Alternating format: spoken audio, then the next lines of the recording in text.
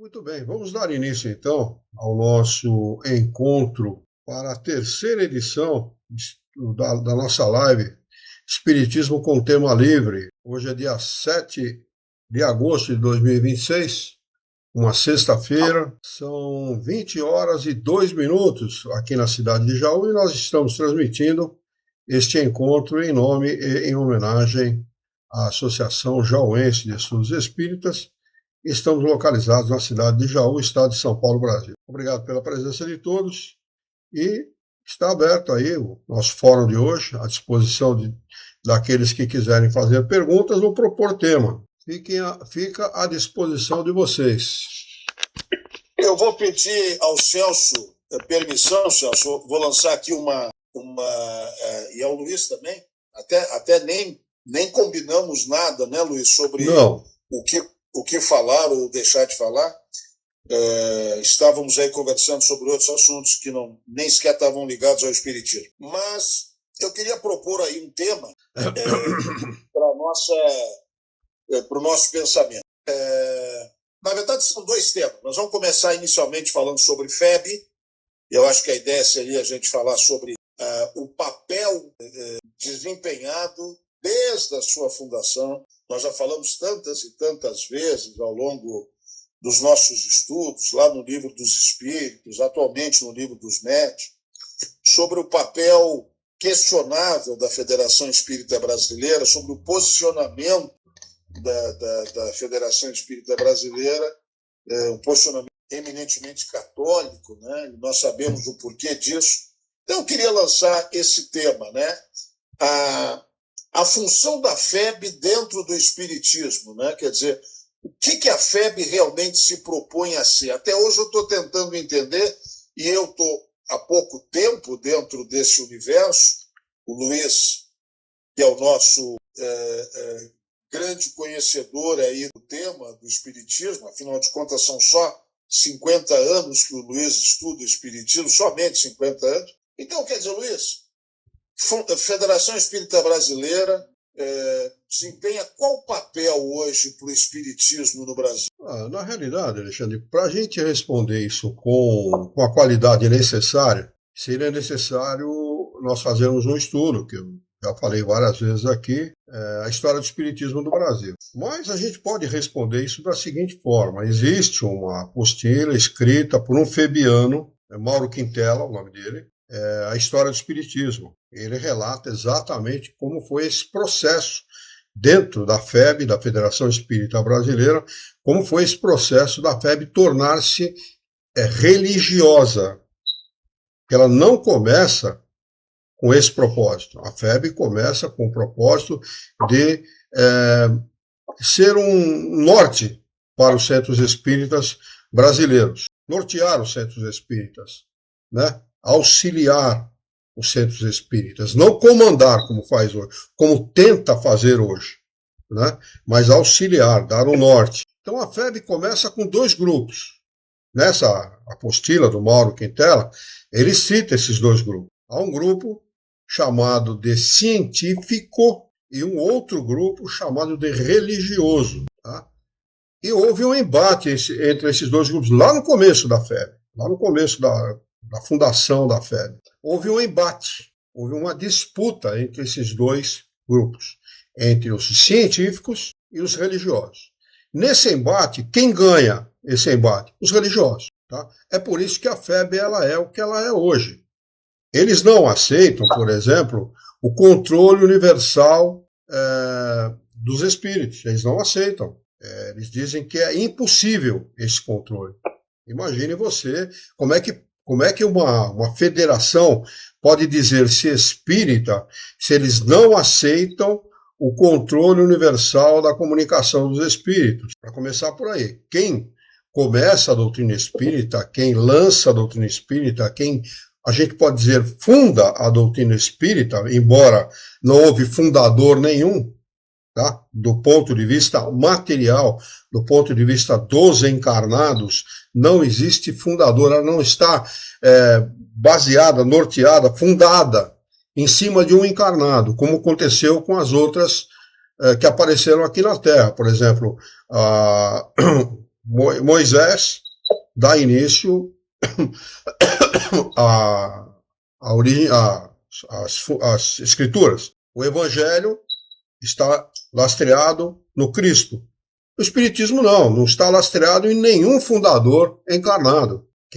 O lastro do Espiritismo está nos ensinamentos dos desencarnados. Então, Kardec, ele faz o papel de codificador, colocar num código de leis aquilo que foi ensinado pelos espíritos, ou seja, num código que é passível de ser compreendido por qualquer inteligência, desde a mais diminuta inteligência aqui da Terra até a mais evoluída inteligência aqui da Terra. Da mais diminuta por quê? Falar, a pessoa não tem inteligência para compreender. Tem sim, porque todos os que encarnam aqui na Terra têm um nível de inteligência mínimo, ou seja, já tem maturidade e independência do seu livre-arbítrio. Maturidade e independência. A inteligência humana, ela já chegou nesse nível de maturidade e independência. As pessoas só não se utilizam dela dessa forma porque não querem. Está dentro da determinação de cada um. Então, é possível de ser entendida por qualquer um. Esse foi o papel de Kardec. Aliás, o papel fundamental, extraordinariamente fundamental, para que ela se estabelecesse no momento correto. Se ela chegasse antes desse momento, não haveria maturidade dos homens para entendê-la. E ela seria abortada, com certeza. Mas ela chegou no momento apropriado. Por quê? Porque ela foi comandada por Jesus de Nazaré. Jesus comanda o surgimento, por ordem de Deus, né, naturalmente, comanda o surgimento do Espiritismo no nosso mundo. E ele aparece no momento apropriado. A 18 de abril de 1857, ela surge no mundo com o lançamento de O Livro dos Espíritos. A partir desse momento, a gente pode dizer que surgiu o Espiritismo. Das mãos de Kardec, das mãos organizadora, vamos dizer assim, de Kardec. Tá? Mas a FEB simplesmente, e Kardec coloca isso como ponto crucial, como ponto fundamental, o controle universal da comunicação dos espíritos, do ensinamento dos espíritos. Isso é um ponto crucial, fundamental, porque isso dá lastro, isso dá consistência para a doutrina espírita. E a FEB não aceita isso.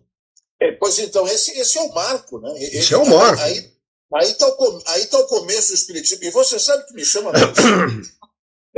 A contradição a contradição de postura, de posicionamento da fé, ela é tão absurda, porque o que passa, e essa é a sensação que eu tenho, talvez muitos espíritas, de fato e de direito, devem ter o mesmo pensamento. Me parece que a Federação Espírita Brasileira, ela insiste no espiritismo paralelo.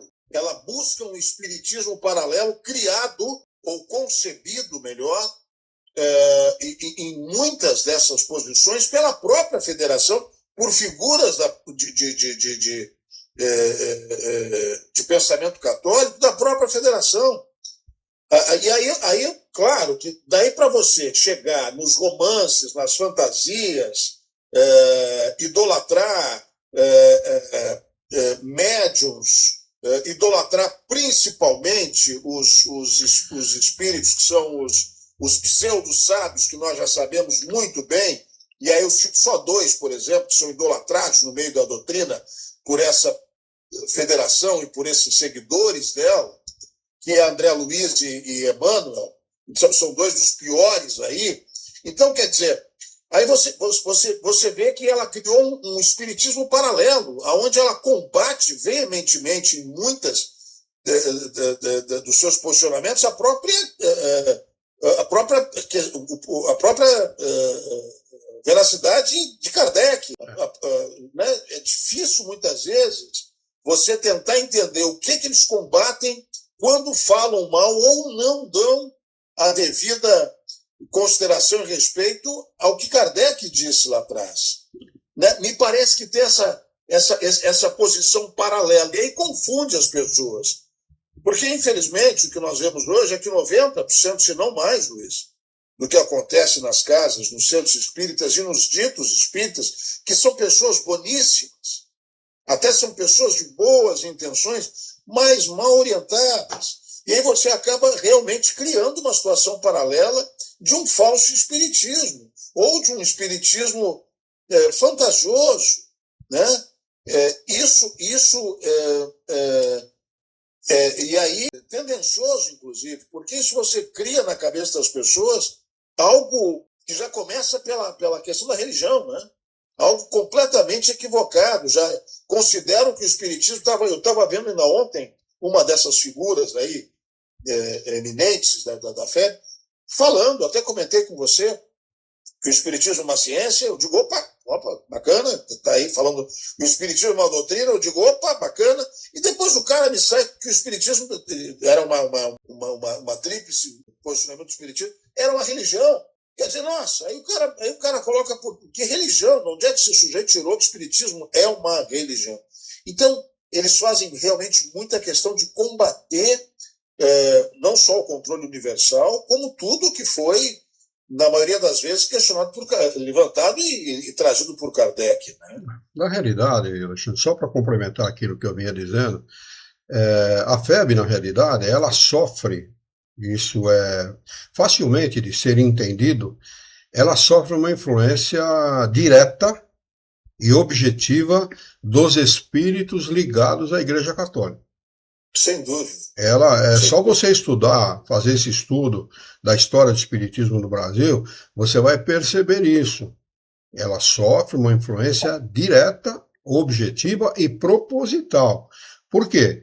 Porque qual é a técnica dos espíritos pseudo-sábios? Eles ensinam mentiras falando verdades. Então, o que a FEB faz? Esse embate se dá no final do século XIX. 1890 e alguma coisa, 1895, por aí mais ou menos. Em 1900 Quando houve a fundação, né? A fundação foi um pouquinho antes, né? Quase concomitante com o desencarne de Kardec, por ali mais ou menos.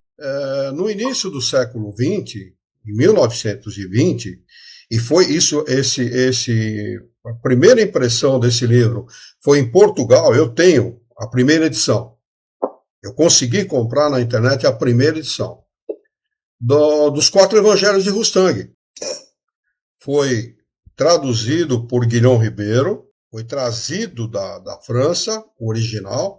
Ele era um vernaculista, falava várias línguas, um excelente tradutor, um dos tradutores mais fiéis da obra de Kardec. Olha o paradoxo, né? É um dos tradutores mais fiéis da obra de Kardec, Guilhom Ribeiro. E ele traduz a obra Os 4 Evangelhos de Rustang, inclusive com uma crítica do próprio Rustang, diz que é dos rustanguistas, mas na realidade do próprio Rustang, a Kardec. E a FEB, ela chama essa obra de a revelação da revelação. Porque eles não aceitam a colocação de Kardec de que Jesus tinha um corpo normal, como qualquer outro. Um corpo humano, como qualquer outro, de carne e osso. A diferença, o que fazia diferença em Jesus era o seu espírito. E o perispírito dele, naturalmente, que era tirado da parte mais quintessenciada dos componentes da Terra, dos elementos constitutivos da Terra. Que é isso que nós fazemos. Quando nós encarnamos, nós retiramos o nosso perispírito conforme a evolução moral de cada espírito. Ele retira da parte constitutiva do planeta e constitui o seu perispírito. Jesus fez isso, só que ele fez com a melhor parte que existe no planeta. A parte mais sutil, a melhor parte. Então, ele tinha um perispírito muito especial, relativo ao seu próprio espírito. Então, só para vocês terem uma ideia disso que eu estou falando, e você vê como as coisas, o pensamento ele chega antes, muito antes daquilo que a gente imagina, né? Você propôs esse tema, e se não houvesse nenhuma proposta de tema nenhum, eu ia propor esse tema aqui. É um tema que está na Gênese, capítulo 15 da Gênese, os milagres do Evangelho. É o item de número 2. Quando ele fala de Jesus, ele diz assim, reticências. Como homem, falando de Jesus de Nazaré, tinha a organização dos seres carnais, um corpo normal como qualquer outro, sem diferença nenhuma. Porém, como espírito puro, desprendido da matéria, ele chama Jesus de espírito puro, tá? Quer dizer, não é qualquer espírito, é um espírito especial, ou seja, aquele que já chegou no maior nível de desenvolvimento possível. Como espírito puro, desprendido da matéria, havia de viver mais da vida espiritual do que da vida corporal, de cujas fraquezas não era passível. Jesus não tinha nenhuma das fraquezas humanas.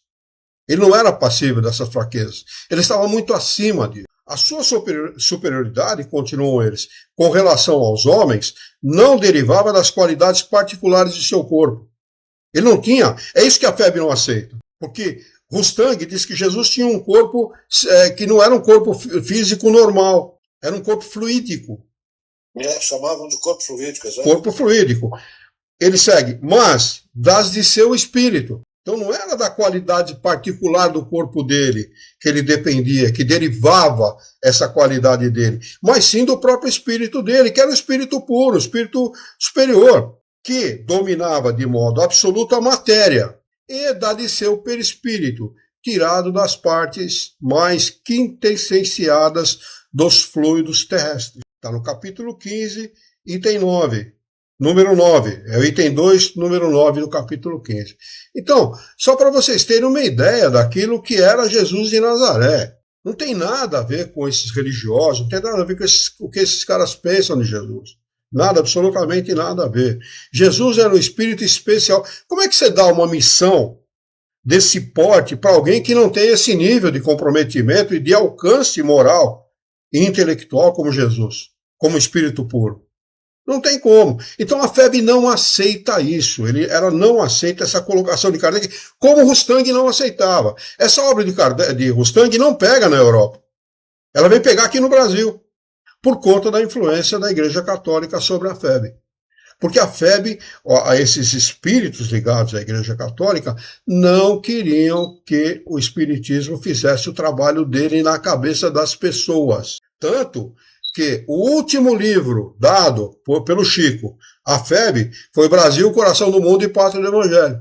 Ele foi de tal forma distorcido, de tal forma corrompido no seu conteúdo, que a partir daí nunca mais o Chico deu um outro livro para a FEB. Nunca mais. Ele não falou nada, não disse nada, ficou quieto, como era o hábito do Chico, né?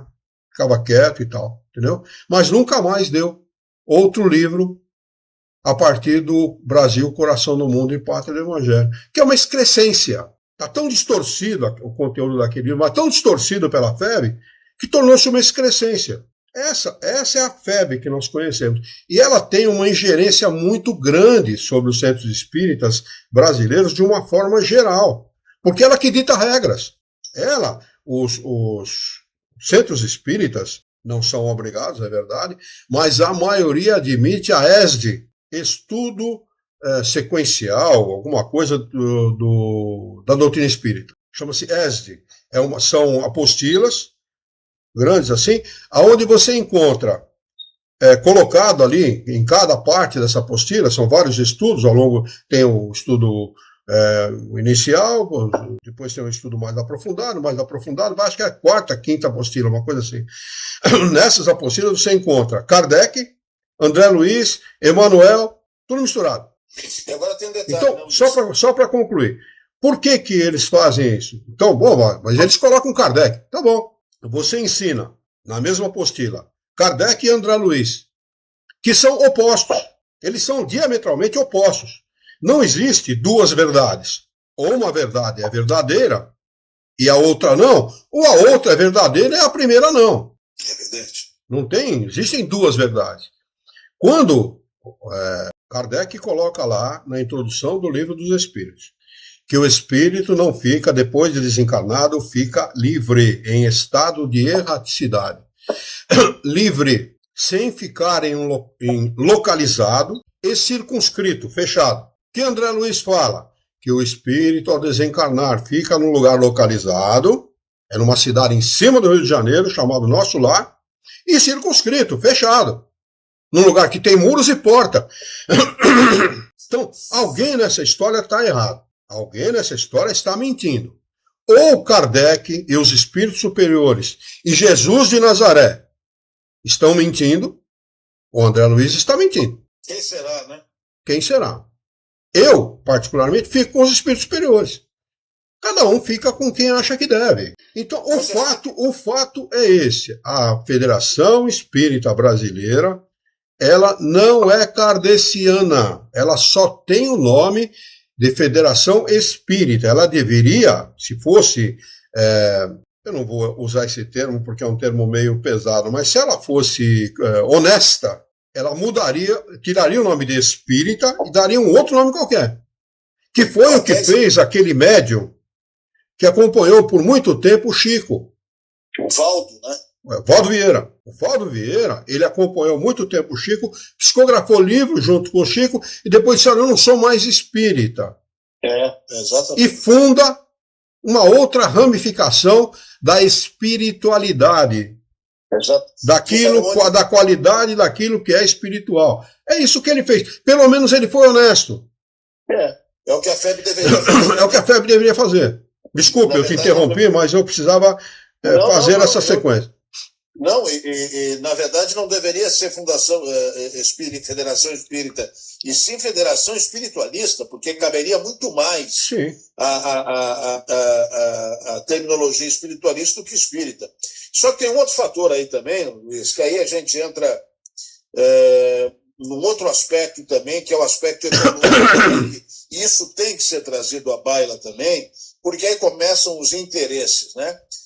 Assim como você sabe que existem os interesses, nós sabemos, da Igreja Católica, das igrejas evangélicas, em relação a dízimos e as questões financeiras, em relação aos fiéis, né, o que eles fazem e o que dizem em nome de Deus, em nome até mesmo de Jesus, para arrecadarem os seus fundos. Não é à toa que o Vaticano é o que é, não é à toa que as igrejas evangélicas são o que são, e não é à toa que a FEB angariou muita receita financeira também com a venda dos seus livros, as suas apostilas. Ou seja, se você parar para pensar, é tudo farinha do mesmo saco. Né? Você está pegando uma federação que diz que o espiritismo é religião, portanto, ela se posiciona como uma entidade religiosa, assim como a Igreja Católica, assim como a Igreja Evangélica, assim como tantas outras igrejas.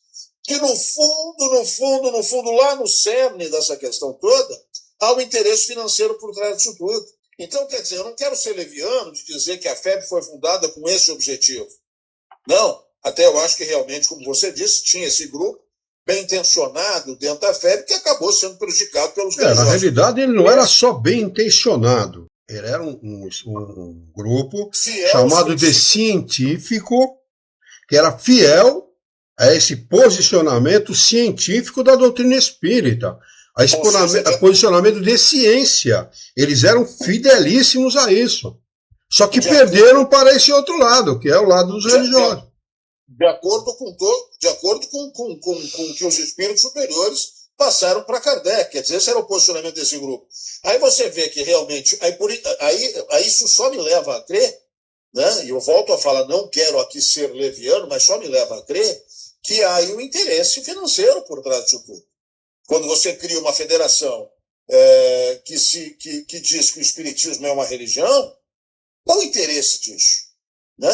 Quer dizer, se a FEB hoje... O interesse primário, Alexandre, era fazer com que o espiritismo não se desenvolvesse em terras brasileiras. Tá? Olha a pergunta do Jorge aqui para mim.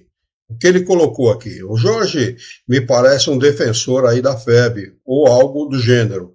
Ou ele está tentando entender o que está acontecendo. Ele escreve o seguinte: do livro Pátria do Evangelho, no Coração do Mundo, na realidade o nome do livro não é esse, é Brasil, Coração do Mundo, Pátria do Evangelho, nós estudamos, ele deve estudar o livro, né, que o espiritismo veio transplantado da França para terras brasileiras. Olha, para começar, ninguém precisa transplantar espiritismo. O espiritismo não é transplantado por nada. Os espíritos se comunicam em qualquer lugar do mundo. Não depende de ninguém para levar para lugar nenhum. O espiritismo não tem fundador. Ninguém precisa transplantar espírito. Ele se manifesta em todos os lugares do mundo. Então, olha o que a FEB coloca na cabeça das pessoas. Ele veio transplantado da França para as terras brasileiras. Creio eu que a FEB deve ter a sua função estabelecida pelos espíritos. Tem sim. A função dos espíritos é estabelecer uma entidade religiosa para desdizer aquilo que a doutrina espírita ensina. Essa é a função da fé, dos espíritos em relação à FEB. Né? Interferir de tal maneira que o espiritismo não cumpra a sua função. Qual é a função do espiritismo? É libertar o homem. É uma doutrina libertadora. Eu falei isso no nosso último encontro, na quarta-feira. O espírito é um livre pensador. Quem pensa livremente não depende de ninguém. Ele não precisa pensar como A ou como B. Ele pensa livremente. A única liberdade que o homem tem, a real liberdade, é a de pensar. Porque você pode estancar essa liberdade, mas não colocar limites a ela. Você pode não permitir a sua manifestação. Não, você não vai falar, senão você vai preso ou eu te mato. Aí o cara se cala. Mas ele continua pensando. É a única liberdade que nós temos sem limite. É a de pensar. Então, nós, como espíritas, nós precisamos ser livres pensadores. Não devemos pensar nem como A, nem como B. Aprender a pensar como os espíritos superiores. É tudo o que os espíritos ligados à Igreja Católica não querem. Exatamente. Você tem que pensar como eles. Você tem que pensar como a Igreja Católica manda. Eu fiz primeira comunhão, depois fui crismado na Igreja Católica, porque eu não era católica, e eu participei de todas essas etapas da Igreja Católica. Então, o que a professora de catecismo nos ensinava? Vocês só devem ler os livros que, na contracapa do livro, está carimbado pela Igreja Católica imprimatur, ou seja, imprima-se, o que significava uma autorização de Roma àquele livro. Eles têm índex, relação de livros permitidos e relação de livros proibidos. O que não acontece com a doutrina espírita. A doutrina espírita não tem índex de livros. Tudo é permitido e nada é permitido. Tudo é permitido por quê? Porque você deve ler de tudo e só aproveitar aquilo que realmente seja bom para você, construa para você. É a mesma coisa que você pegar no celular todos os dias e acessar determinados sites ou determinadas páginas. Conforme a página que você acessa, você vai ter acesso à cultura de qualidade, a coisas de qualidade, a música clássica, a boas músicas, como chorinho, etc. E tem página que você acessa que é só briga, sexo, confusão, problema, etc. Então, depende de você. A pior coisa que tem é você tentar conversar com um fundamentalista, né? É difícil, né? Olha o que o mundo europeu está vivendo com o problema do muçulmano. É o que está acontecendo hoje no mundo. Então, esse radicalismo, né, eu percebo que muitas vezes ele existe de uma forma muito ativa aí nesse posicionamento da fé. E pelos seus seguidores, né? E pelos seus seguidores, porque a partir do momento em que você desdiz a FEB, você é excluído. E aí você chegou no ponto que eu ia tocar, que é justamente quem está hoje, quem são os responsáveis pela maioria das casas espíritas, por 90% no mínimo das casas espíritas hoje no Brasil. Essas pessoas que estão à frente das casas espíritas, sabe qual é a sensação que... Aliás, não é mais sensação, já é uma certeza. São católicos frustrados que entraram dentro do espiritismo com toda essa bagagem católica, né? E ainda com esse aval que vem da federação. Então, quer dizer, o cara para chegar e ser hoje um responsável por uma casa espírita, por mais que exista uma alternância, você, antes de qualquer coisa, você tem que ter uma base católica. É curioso isso, né? Porque você realmente acaba vendo a maioria dessas pessoas com esse perfil. E eu falo isso com uma profunda tristeza, porque a gente sempre fala aqui, sempre diz aqui, que não se pode tratar uma doutrina, como é a espírita, como se religião fosse. Então, quer dizer, você tem toda uma distorção, né, encabeçada pela Federação Espiritualista, assim deveria se chamar, brasileira, e não espírita. Na realidade, a religião, ela adota o culto. A religião adota culto. Qual é o problema do culto? O culto em si não tem problema nenhum. O problema é a prática do culto, porque o culto são práticas que as religiões fazem para homenagear a Deus. Isso é culto. E o espiritismo não tem culto. Por que que não tem culto? Porque o problema do culto, o problema em si do culto, é que o ser humano faz o quê? Ele cultua e acaba esquecendo do principal, que é a prática. O fundo que leva o homem ao culto é a prática do bem. Ele faz o culto, ele pratica o culto e não faz o bem. Assim que você... Hã? Ele cultua e espera a contrapartida. Exatamente. Ele homenageia a Deus esperando a contrapartida. Esse é um tio meu que desencarnou agora, está com 1 mês e meio atrás. Ele morava em Iguape. Antônio Herrera é o nome dele. Eu tenho uma estima muito grande por ele. Eu comecei a trabalhar com ele, eu tinha 14 anos de idade, fui até os 28 trabalhando com ele, trabalhei 14 anos junto com ele. É um tio que eu tenho muita estima e tenho uma dívida de gratidão com ele, porque ele me ensinou uma profissão e tal. Muito bem. Esse meu tio, conversando com ele uma vez igual, falei, tio, religião não salva ninguém. E ele era evangélico. Ele falou, salva sim a minha. E ele, um pouco antes, eu falei isso justamente por esse comentário que ele fez anteriormente comigo, na mesma conversa. Anteriormente ele falou o seguinte, eu dou dinheiro na minha igreja porque eu sei que retorna em dobro. Então esta é a ideia, na realidade são religiões de resultado. Exatamente. Esse é o propósito, obter resultados. Qual é o resultado principal que Jesus falava? Qual é o que nós deveríamos objetivar com a prática das coisas boas? Fazer ao próximo tudo aquilo que nós gostaríamos de ver feito em relação a nós mesmos. Esse é o escopo do ensinamento de Jesus. É o principal do ensinamento dele, a prática da caridade. Esse é o escopo dele, do ensinamento dele. Por quê? Porque, olha, espiritismo não leva à salvação, o catolicismo não leva à salvação, o evangelismo não leva à salvação, o budismo não leva... Nenhuma religião leva à salvação. O que leva à salvação? A prática do bem. Exato. Por isso que o espiritismo não é uma religião. Não tem culto. Porque o propósito do espírita deve ser a prática do bem. Única e exclusivamente a prática do bem. Ah, mas eu sou médium, eu preciso trabalhar dentro da doutrina espírita, senão eu não vou ser salvo. Você não vai ser salvo de jeito nenhum, burro. Não é a mediunidade que salva. É a prática do bem que salva. Se você quiser utilizar a sua mediunidade em função de esclarecer os desencarnados e os encarnados, que a prática da mediunidade tem exatamente esse objetivo, Não se trata de uma pessoa ou de duas, trata-se da humanidade, do esclarecimento da humanidade. Se você quiser praticar mediunidade assim, ótimo. Se você quiser praticar mediunidade como algo místico, religioso, não, você pode tirar seu cavalinho da chuva, que você está utilizando muito mal a sua mediunidade. Por exemplo, só para dar um exemplo prático daquilo que eu estou falando.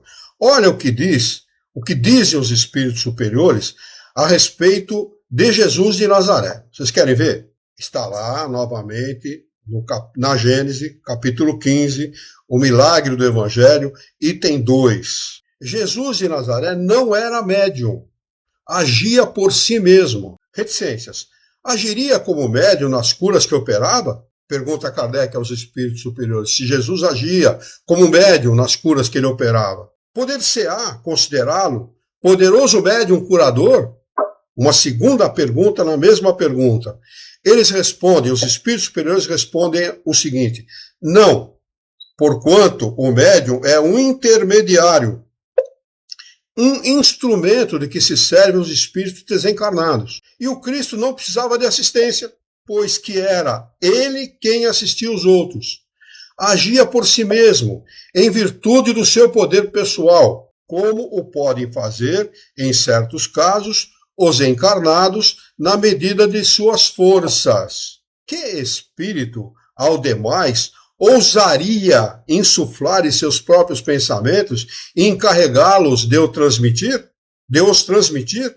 Se algum influxo estranho recebia, se, na hipótese de algum influxo estranho recebia, esse só de Deus lhe poderia vir. Segundo definição dada por um espírito, ele era médium de Deus. Só para justificar aquilo que Jesus fazia, porque Jesus não era médium. Esse negócio de 40 anos, 40 dias e 40 noites no deserto, sendo assediado, isso é tudo conversinha de evangelho, isso é tudo conversinha de religiosos. Não houve nada disso. Os espíritos, os maus espíritos, os espíritos imperfeitos, fugiam dele. Aquela história de fugir, o diabo foge da cruz, é verdadeiro, ele foge mesmo. Porque é tal o alcance moral de Jesus que nenhum espírito se aproximava dele, quanto mais encarregar Jesus de transmitir os seus pensamentos, como fazem com os médiuns. Então, não existe culto na doutrina espírita. O espiritismo não tem culto. Essa história de culto do evangelho no lar é uma baboseira introduzida pela FEB para levar os espíritas ou aqueles que pretendem praticar a doutrina espírita ao culto, ou seja, à religião. Você fazer preces na sua casa, junto com seus familiares, é extremamente nobre. Junto com outras pessoas, é extremamente nobre. Mas não chame isso de culto. Deus não precisa de puxa-saco. Deus não precisa ser homenageado. Ele não precisa de homenagem. O que ele precisa é de gente praticando o bem, o verdadeiro bem. O bem pela prática do bem, não é o bem interesseiro. Ah, não, eu vou fazer o bem, porque aí quando eu desencarnar eu vou estar bem. Pronto, já fez a burrada, velho. Você já cometeu a sua burrice do dia. Você está esperando a contrapartida. O bem tem que ser feito desinteressadamente.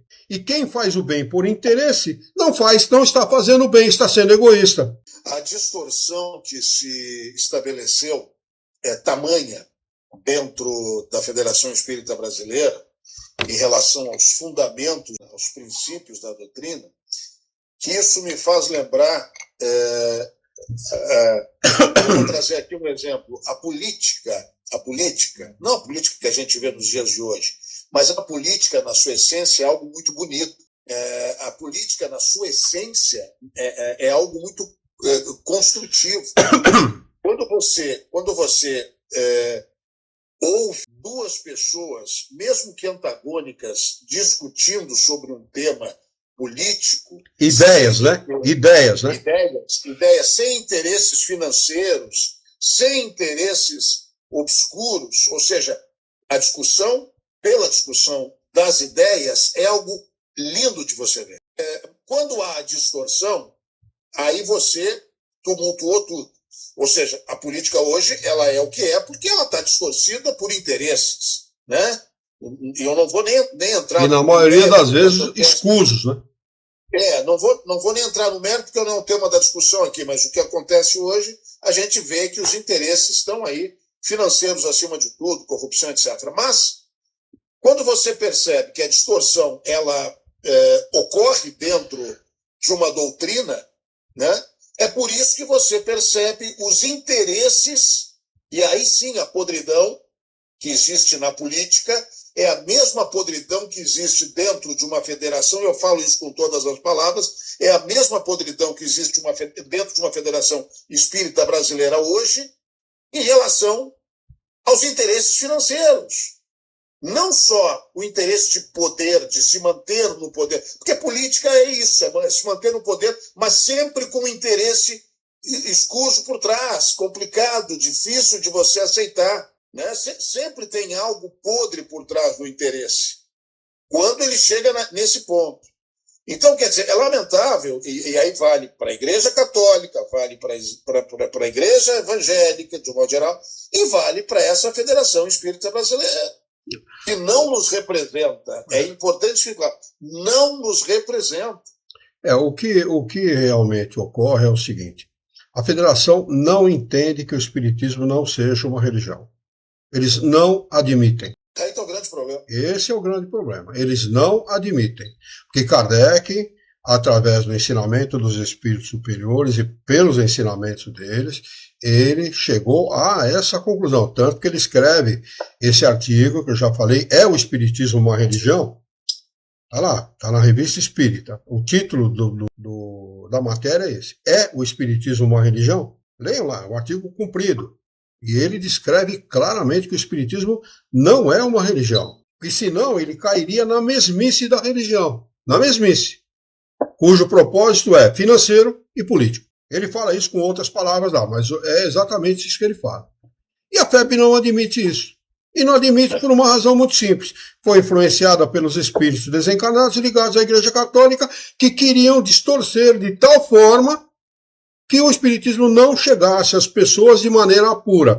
Essa distorção, só para completar aquilo que eu estou falando, essa distorção chega ao ponto de pessoas proporem reescrever a obra de Kardec.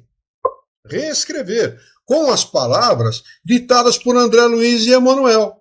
E no lugar de mundo dos espíritos, a espiritualidade maior, no lugar de comunicação dos espíritos superiores, comunicação dos mentores espirituais e coisas do gênero. Sabe o que me ocorre? Me ocorre como o espiritismo, de um modo geral, no mundo, ele perdeu a sua comunicação, perdeu a sua força, perdeu... Né? Você vê hoje na própria França, aonde você teve lá, em 1850, ali no início dos anos 50, você teve o começo do espiritismo, está ali na sociedade parisiense. Hoje, na França, você praticamente não ouve mais falar de espiritismo. Então, como também isso acabou acontecendo em vários países, principalmente da Europa. Não estou nem falando lá do Oriente, nem dos Estados Unidos, onde você sempre teve realmente a doutrina espírita muito pouco conhecida. Mas o que me chama a atenção, sabe o que é? Me chama a atenção que, novamente, essa federação, ela quis se apossar, me parece isso, que ela quis se apossar do espiritismo, esse espiritismo esquecido, esse espiritismo não valorizado, esse espiritismo mal compreendido, né? Atualmente, quando eu digo atualmente, já há 100 anos atrás, que se apossar disso, e aí, neste bolo, ela acrescentou os seus interesses, todos os seus interesses religiosos, todos os seus interesses financeiros, e aí trazendo todas essas figuras, pseudo-figuras que estão aí, que a gente cansa de falar, e as fantasias de nossos lares e vossos lares e coisas do mundo. Então, quer dizer, ela se apossou, me parece que ela quis se apossar, já que o espiritismo não tem tanta relevância no mundo, né? Deixou de ter a relevância que tinha lá em 1850, quis se apossar disso e fazer, conforme a sua visão e os seus interesses, e também financeiros, por óbvio, um espiritismo próprio, né? Que ela chama de espiritismo. Mas aí, olha, eu vou falar uma coisa para você, viu? E estabeleceu isso de forma... A gente pode considerar que ela estabeleceu isso. Ela estabeleceu, olha, nós temos que considerar o seguinte, vejam bem, nos primeiros anos do calendário romano, desse calendário, acho que gregoriano, né? Foi Gregório que estabeleceu o calendário atual, né? Se eu não me engano. Acho que foi. Se eu não me engano, tá? Muito bem. Nos primeiros anos, no ano 1, depois de Cristo, começou a distorção do Evangelho de Jesus. Não é isso? No ano 1, hein? No ano 1, já começou. Nos primeiros anos, começou essa distorção, mas nem tanto. Tá? Porque os cristãos eram, na realidade, quem deu esse nome de cristão, não havia esse nome. Esse nome não existia. Quem deu foi Paulo, que criou as igrejas, iglesias, e o nome cristão. Os cristãos começaram a ser perseguidos, e lá pelo ano 300, mais ou menos, o sujeito percebeu que se ele anistiasse os cristãos, devolvesse os bens materiais deles, ele poderia se eleger imperador de Roma. Então, se estabeleceu, se criou uma coisa chamada catolicismo. E daí, a coisa se agravou mais ainda, essa distorção do Evangelho de Jesus se agravou em muito. Culminou principalmente com a tradução do Evangelho do grego para o latim. Se agravou enormemente. A tradução do Evangelho de Jesus do grego para o latim foi uma excrescência cometida pela Igreja Católica quando ela estabeleceu a Septuaginta, os 70 tradutores do Evangelho de Jesus do grego para o latim. O responsável pelos 70 que estavam reunidos ali com esse propósito, chegou para o Papa e disse: nós estamos cometendo um grande erro. Resposta do Papa: faça-se. É claro. Não estava nem aí. Os que estudam essa matéria diz que traduzir do aramaico para o hebraico já tem uma distorção muito grande. Vocês imaginem, hein? Do aramaico, que é a língua coloquial do povo, para o hebraico, que é a língua oficial, já houve uma distorção. Agora, do hebraico para o grego, é a mesma coisa que alguém querer, um londrino querer falar da seca do Nordeste. Não vai conseguir falar com propriedade nunca. Agora, do grego para o latim, aí foi a distorção total, geral. Tanto que foi traduzido pessimamente. Pessimamente. Quem testemunhou isso e afirmou isso e participou desse processo, você o conheceu, inclusive, ele já teve aí em Jaú, né? Várias vezes. Ele escreveu um livro chamado Analisando as Traduções Bíblicas. Que aí tem tudo que você está falando, está lá detalhado. É isso para as pessoas não acharem que é coisa da cabeça do Luiz. Isso está comprovado que há erros erros crassos.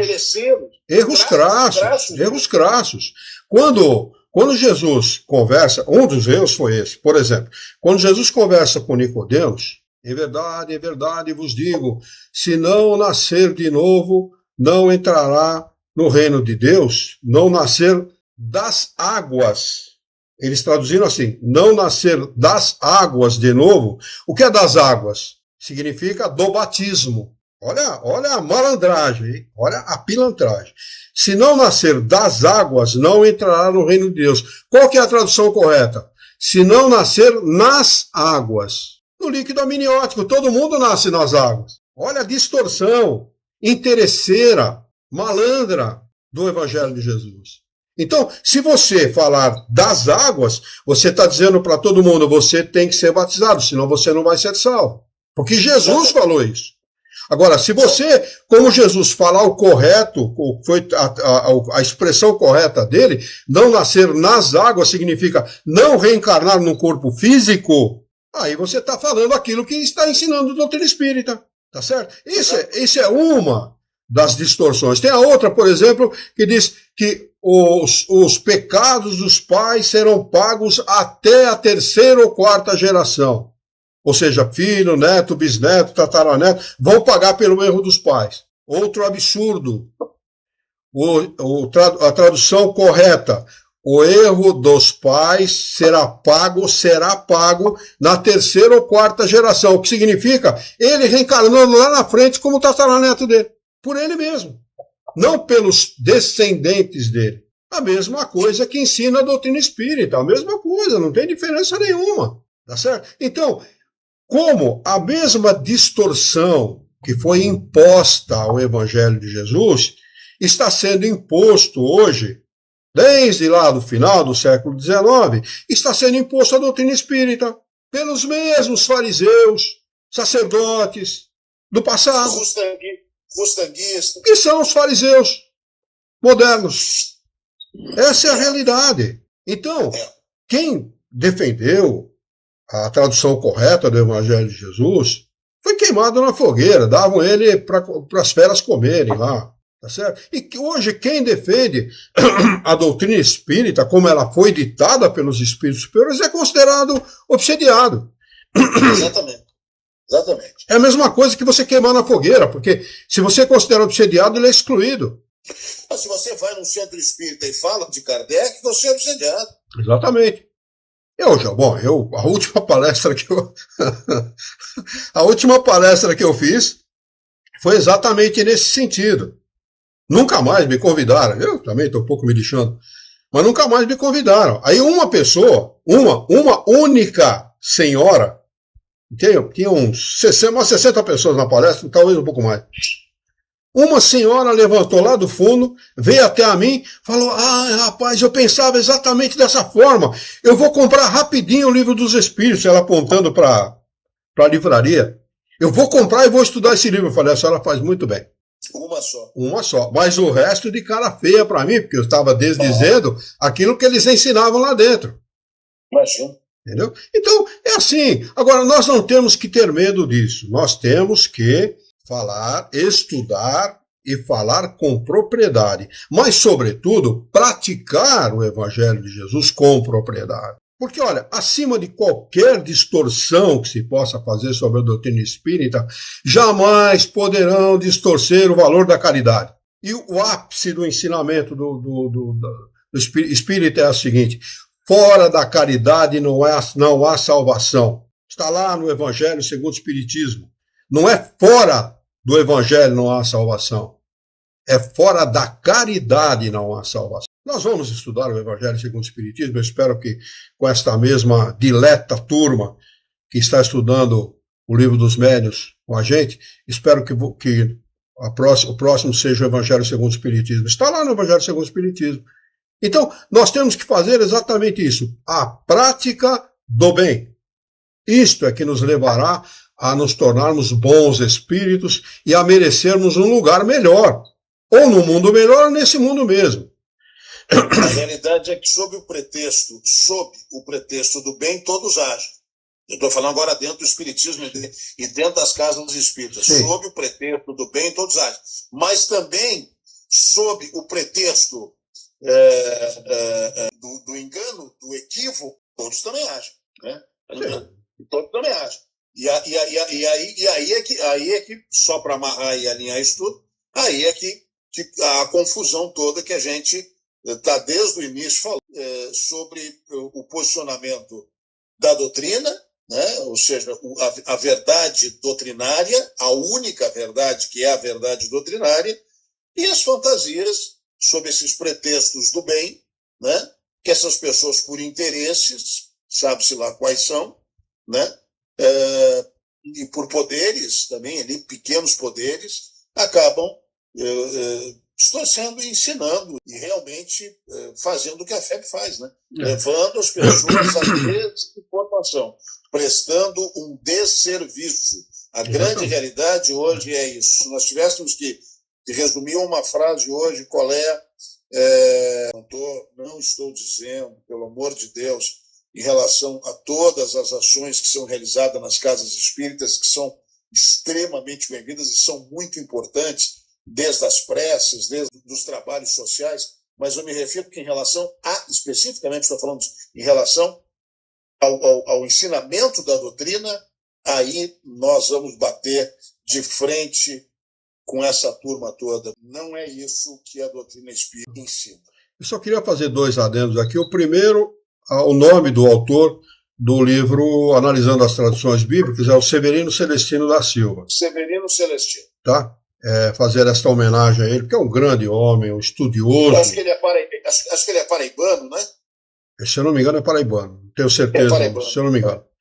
Professor de faculdade, professor universitário, extraordinária pessoa. Eu estive com ele umas 2 vezes e tal, aqui em Jaú, inclusive, em Bauru também. Extraordinária pessoa. Estudioso, tá? Dessa matéria.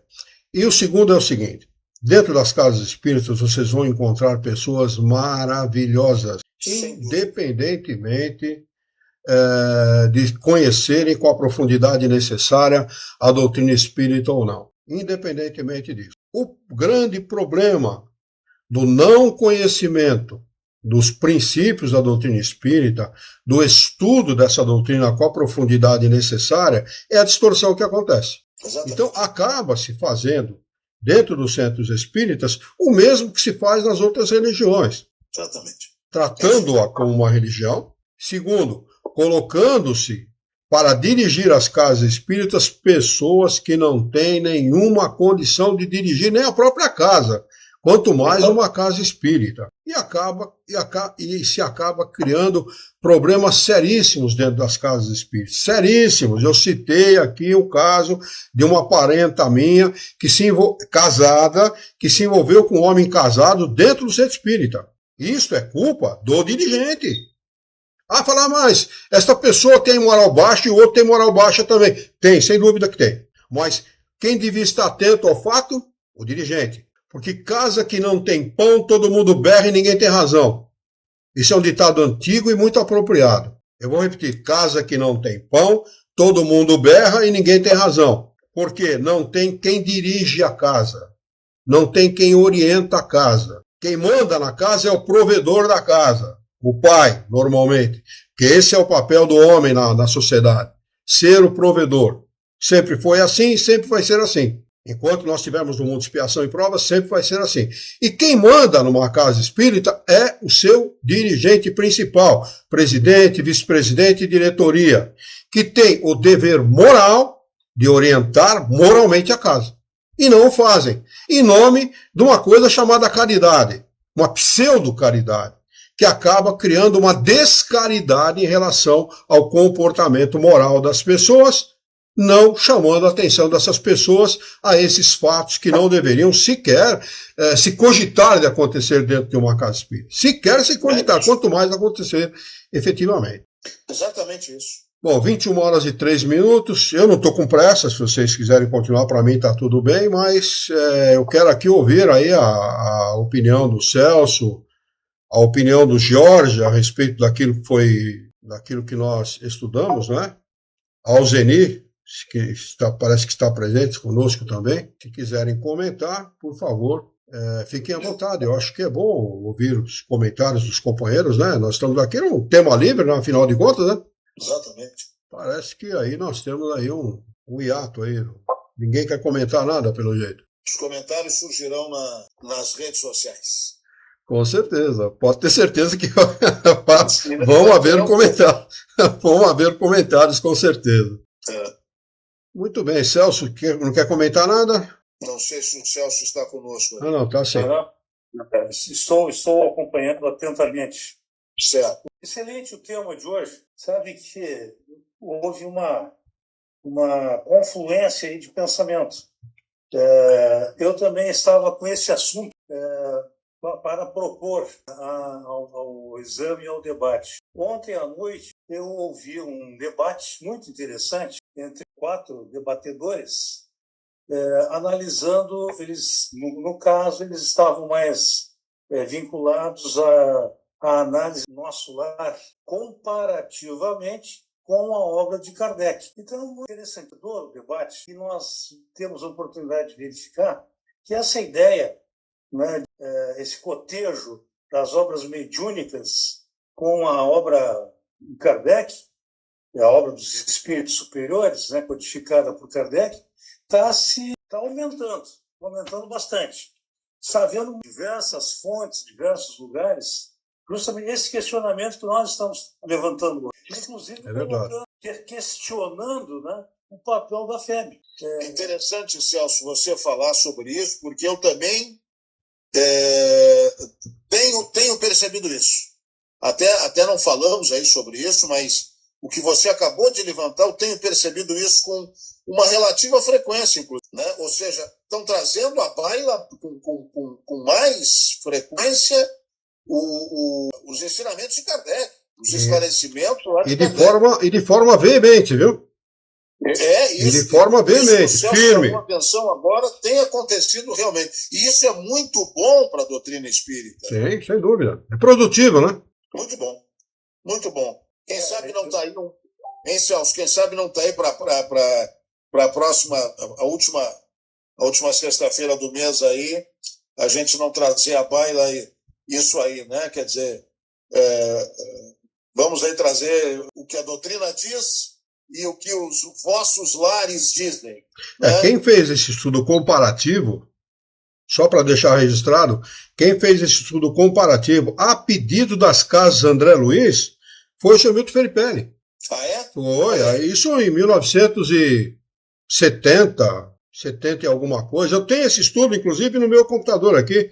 Eu tenho guardado aqui no meu computador, que ele me passou. E ele fez esse estudo comparativo, levou vários meses, viu? Olha que para bom, fazer de repente tentar levantar alguma informação desse estudo e trazer para um próximo debate, hein? Ele fez esse estudo junto com as pessoas lá das casas André Luiz, provando que há uma incongruência muito grande entre essa obra, tida como de escopo do espiritismo por muitos espíritas, e a obra dos espíritos superiores. E realmente elas são... Uma é a antítese da outra. Uma é a antítese da outra. Olha, você pega lá a viúva Folon, que vai da Terra a um outro planeta, ladeada por dois espíritos, pela força do pensamento, com a ideia do aerobus, por exemplo, é antítese. Uma coisa é antítese da outra.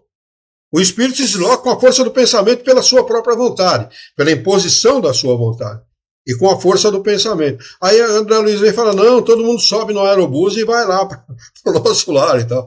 Quer dizer, não tem, sabe, é oposto. E vão comer sopinha revigorante, tomar banho, entendeu? Lá tem hospital, né? Sabe, são coisas fantasiosas. É tão fantasioso isso que as pessoas racionais se afastam do espiritismo.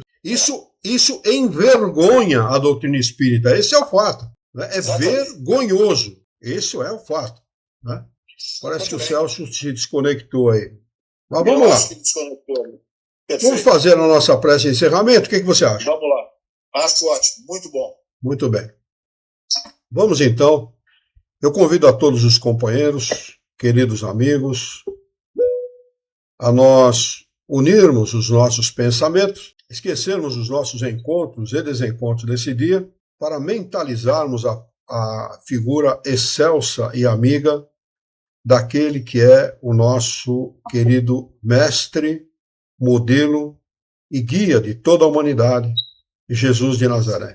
Juntos com Jesus, vamos nos dirigir ao Criador, ao Senhor da vida, fonte inesgotável de paz, de bondade, de misericórdia e, sobretudo, de justiça, para agradecê-lo muito pela oportunidade de aqui estarmos juntos e reunidos para debatermos o tema da noite, como tema livre para o estudo da doutrina dos Espíritos. Obrigado, Senhor, por esta oportunidade e pedimos também, Senhor, força moral, coragem, determinação para orientarmos a própria existência por um profundo e sincero respeito pelo nosso próximo. Em teu nome, Senhor, em nome de Jesus, em nome dos bons espíritos, em nome do nosso diretor espiritual e de toda a sua equipe, nós declaramos encerrado o nosso encontro desta noite e que assim